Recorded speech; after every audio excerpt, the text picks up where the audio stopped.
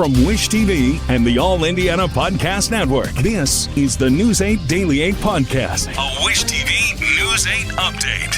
Hi, this is Hannah Mordeau, and this is your News 8 Daily for Thursday, February 15th. Might see a stray shower this morning. They're moving out quickly, though, and then we're going to have a pretty nice day. Going to get up to the upper 40s, maybe even 50 degrees this afternoon. It's going to feel really nice. But it may be our last day of really nice weather. It's going to start to cool down tomorrow. Big wind gusts headed our way for Friday. We're following breaking news in Beech Grove. Police say a 7-year-old girl and a teen girl have been shot outside an apartment. It happened at around 6:45 this morning. They tell us that at least 50 shots were fired when at least 2 suspects drove by, shooting at and towards the girls, hitting the girls. Both have been taken to Riley Hospital for Children. At last check, they were stable. Now, police are on the scene investigating, searching for those suspects. As soon as we know more, we will bring it to you on wishtv.com. The NBA All-Star festivities officially start tonight with the tip-off at Bicentennial Unity Plaza. Organizers say it's a first-of-its-kind welcome party. News 8's Hernan Gutierrez went to the plaza right outside Gainbridge Fieldhouse where crews are setting up. Good morning, guys. And well, they have a jam-packed lineup full of musicians from around the area, as well as a national artist, I should say, that's making a surprise appearance. We don't know who that is quite yet. As you can see behind me, they're still setting everything up to put on the finishing touches for that tip-off later tonight. Here to tell us a little bit more about everything that's going down tonight is Danny Lopez with the Pacers. Good morning. Thanks for being here once again. Yeah, good morning. So tell me a little bit, we talked about this a little bit last week, that you guys really kind of want to celebrate the connections of local artists and local basketball here. Why is that so important for you guys to kind of do that as we're welcoming everyone in for this big celebration? Yeah, well, thanks. NBA All-Star is unique in that, of these kinds of events, in that it truly is the intersection of fashion and culture and arts and culinary and sports. It's that intersection. And so people that come for NBA All-Star are celebrating all of that. So we're driving more than $2 million into our creative economy here in central Indiana. Those are artists. There's more than 100 pieces of public art that are going to be on display with 87 artists that got contracts. So a lot of work that has gone into making this a celebration, not just of the game of basketball, but also of all the arts and culture that we have going on here in Indianapolis. So, you've been on all morning kind of telling us what to expect. Tell me a little bit about your favorite parts about this weekend. What are you looking forward to the most? I'm looking forward to seeing the LED court and how that looks. I think that's going to look awesome. I really, truly am looking forward to just walking around Indy's home court. I think when you walk around, you see the signage going up already. It's really cool, and you just feel that you're in the middle of something special. You feel like you're in the middle of an all-star experience, and so that's really what I'm looking forward to, is getting around, seeing the faces all smiling and really in awe of what we've created here downtown. It's going to be a lot of fun. Great, Danny. Well, thanks for being here this morning once again. The gates open for the tip-off at 5. It is a sold-out event. All those free tickets sold out earlier this month, and the tip-off itself starts at 6 tonight. Reporting downtown, I'm Hernan Gutierrez for Wish TV, wishtv.com, or follow us on Facebook for updates. If you're driving downtown today, watch out for closed roads for the All-Star festivities. Officials say one of the largest closures is Delaware Street from the Alexander Hotel to Gainbridge Fieldhouse. Pennsylvania Street on the other side of Gainbridge will be blocked. Georgia and Maryland streets near the Convention Center closed, and the south side of Monument Circle is also closed. League officials have created the blue and gold routes for traffic to get around the busiest areas. Downtown Indy says try to have a game plan. Be flexible if you drive downtown. Understanding that there will be areas that will have rolling closures, understanding that there'll be areas around the venues that will get really congested around event time and game time. That's a way for people to still be able to get downtown, engage with downtown. Indy DPW says there will be 600 water barriers and 1,200 traffic cones and lighted message boards to help guide people through the closures, and crews are ready to roll out if there's any wintry weather. TNT's popular NBA show is in the Circle City for the All-Star break. Hundreds of workers built a temporary set downtown in the Indiana Convention Center yesterday. The show is called inside the NBA and stars Shaquille O'Neal, Charles Barkley, Ernie Johnson Jr., and Kenny Smith. The setup crews have been here for more than a week, stringing cables, hanging lights, and checking on cameras. They include dozens of local contractors and nearly 100 producers, directors, and other employees. TNT leaders say fans will be able to watch the show live all weekend long. Anytime that you can engage with the fan and make the fan feel part of the show, it's a great opportunity for both of us. And nothing's more exciting than getting on the road and be able to interact with the fan. He also says the show will move to Lucas Oil Stadium and Gainbridge Fieldhouse throughout the weekend. Moving now to some sad national news. Authorities in Kansas City now say gunfire during the city's Super Bowl celebrations killed one person and wounded 21 others, including 8 children.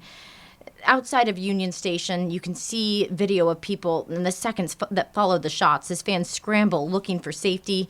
Police run into and around the building. Police say they have detained 3 people and have several weapons. Authorities also say fans tackled one person who may be a suspect. Investigators are not yet revealing exactly how many shooters there were or what prompted the gunfire. A woman who was there describes the chaos. All of a sudden, people started crushing forward. Everybody started running. There was screaming. We didn't know what was happening, but this day and age, when people run, you run. A Kansas City radio station confirms the woman killed was a local DJ named Lisa Lopez Galvin, and her adult son is one of the wounded survivors. Now to I-Team 8. It's day 3 of the trial of Malik Hill, who is accused of shooting an IMPD officer. Yesterday, the suspect and injured officer came face-to-face in court. Tommy Mangan took the stand and recalled the night he was shot in the throat near Fountain Square in 2022. His injuries now cause him to speak slowly with a hoarse voice. Here's his testimony about the moment before the shooting. A dark object, and then flash of light. Mangan's body cam video also shows him chasing Hill before getting shot. After he was hit, other officers then shot at Hill. Prosecutors say they have DNA evidence from Hill and Mangan on the gun. Hill is representing himself in the case, and his bizarre courtroom manner even caused prosecutors to hint at declaring a mistrial. After showing Hill patience, the judge scolded him. Do you have any more questions? No, I just feel like my rights have been violated. Objection, Your Honor. Stop.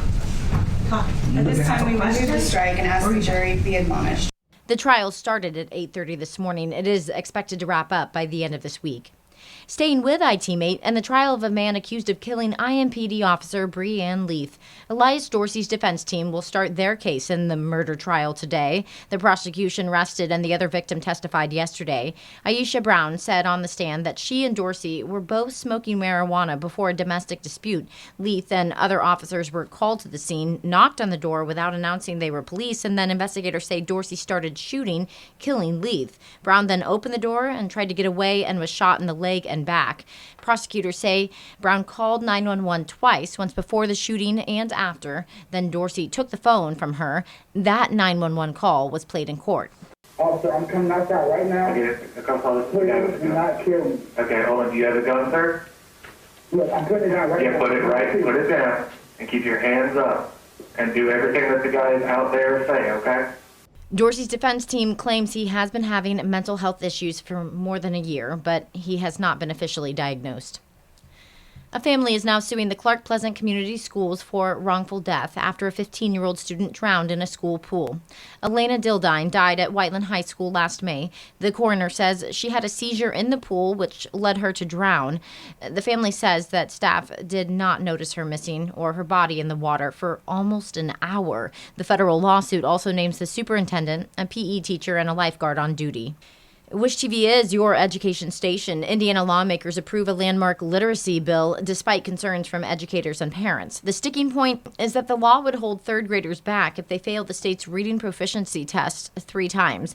Democrats, who are part of the House Education Committee, tried to remove the mandatory retention requirement and were not successful. The bill says students will take the iRead test in 2nd grade instead of 3rd. If they do not pass, they will then have to go to summer school or go get tutored. They would then test again next spring. Students would only be held back if they fail the reading test for a 3rd time. Parents say they like the other interventions in the bill, but retention should be up to them. A decision of this magnitude and effect on 8-year-old children needs to remain a decision that contains some discretion for the child's school and their parent, those who know him or her the best. Some parents and educators say if lawmakers insist on holding students back, they should provide more exceptions and flexibility. State Representative Ed Delaney plans to ask for an amendment to the bill. It would delay the retention portion until the 2025-26 school year. Indiana Congressman Andre Carson is sounding a note of calm after an unsettling warning from a fellow representative. The head of the House Intelligence Committee, Mike Turner, warned of a serious national security threat Wednesday. Turner did not specify what the threat was at the time, but a congressional aide said he understood that the threat relates to a space-deployed Russian anti-satellite weapon. Carson said in a statement, as a member of the House Intelligence Committee, I want to reassure Americans that there is no cause for panic. Now to Jane King's business headlines. She reports car insurance costs have been on the rise, leaving drivers searching for ways to save on car ownership costs. In fact, according to a report from Bankrate, the average annual premium of a full coverage auto insurance rose to $2,543 in 2024. That's up 26% from the previous year. Indiana's average annual car insurance premium is $1,700. A handful of colleges across the country have launched their own financial aid forms as the government has had lingering tech problems with the form. While these forms don't replace the 2024-2025 pre-application for federal student aid, schools can use them to estimate financial aid awards for students. The Department of Education doesn't even expect to start sending the data that schools need to determine awards until mid-March. That would push the first award letters out to late March or early April. There's a new dating app for people with good to excellent credit, and it apparently seeks to help raise awareness about the importance of finances in a relationship. It's called Soar. Users must have a credit score of at least 675 to use it. Neon Money Club will do a soft credit check on a person's background and will not impact their credit reports, and then the score will not be displayed on the app. This has been your News 8 Daily from Wish TV. I'm Hannah Mordeau. Watch us on wishtv.com and follow us on Facebook for updates. This is the News 8 Daily 8 podcast, a Wish TV News 8 update on demand. For even more, on demand and on the go, connect with Wish TV on Facebook at wishtv.com and on the free Wish TV mobile app. Thank you for listening, and be sure to like, subscribe, and follow this podcast for updates every weekday morning on the All Indiana Podcast Network and wherever you get your podcast.